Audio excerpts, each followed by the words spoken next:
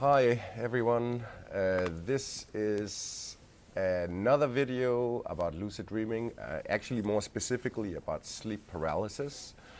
Sleep paralysis is something that scares many people. Most people have probably tried to, they've experienced sleep paralysis, at some point in their lives, and it was usually kind of scary.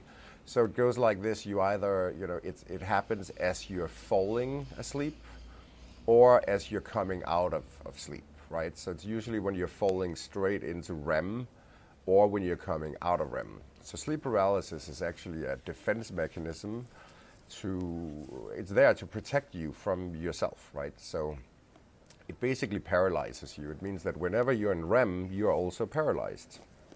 And the only things that you can really move are your eyes, hence the term rapid eye movement, and your respiratory system, and I think you can move your fingertips a tiny little bit, but your arms, your legs, you can't move.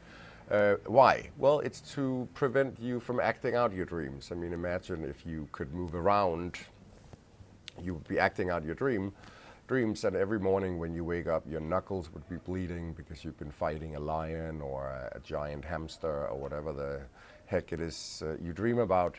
So it's really good. You should be very, very happy about sleep paralysis. Now, the thing with sleep paralysis is that you experience it every night. It's just that you're almost never conscious of the fact that it's happening, right? So you don't know that it's happening.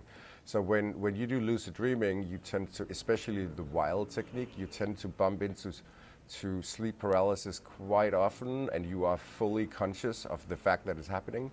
And it can be a little bit freaky, because what happens is that once you start going into sleep paralysis, you'll start getting to the state where you see the hypnagogic images and sounds, and you can sometimes sense that there's a presence in your bedroom. You tend to be able to see through your eyelids, so you can very well see like a monster standing next to your bed. The last time I had it, maybe a couple of weeks ago, there was a woman in my bed, and I'm single, so I sleep alone.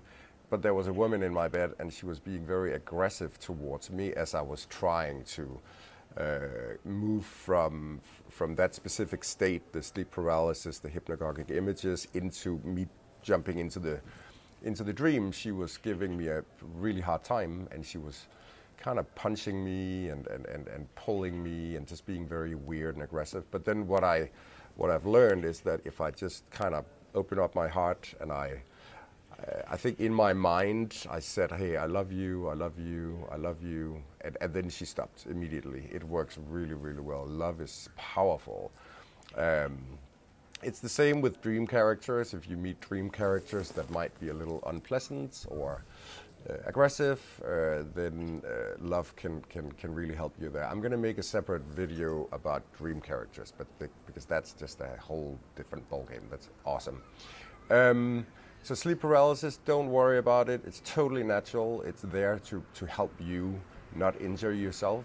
But again, it can feel a little bit scary, because you do hear, quite often you can hear sounds, you feel that there are people in your bedroom, but they're not really there, at least not in this, on this physical plane. But that's a different story. Thank you guys. Have a good one. Bye.